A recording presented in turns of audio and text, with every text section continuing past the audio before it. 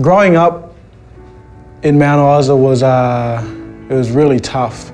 I grew up with my aunties and uncles because my mother was an alcoholic and a drug addict. She didn't know how to look after us kids. She pretty much just handed us over to people. I had an older brother. He was gay, and my mum used to beat him, hitting his head up against the brick walls all the time. The only things that I remember of my older brother was the screams. As a teenager, all that sort of stuff was happening.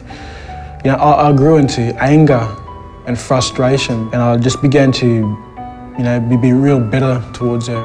This hate just began to grow inside of me for her because of the way that she treated us as a child. I gave my heart to the Lord when I was 15, and God touched me. He touched my heart. You know, he let me know that He was always there. By allowing God to do that, the bitterness and the hate for my mother began to fade away.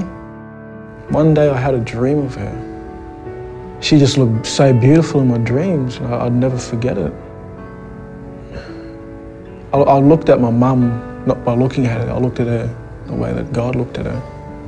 And it was through love. I rang Mum up and I just said to her, I forgive you for all the things that you've done in my life. You know, I forgive you, I love you. I was the first child to say I love you. So where there's bitterness, God brought love.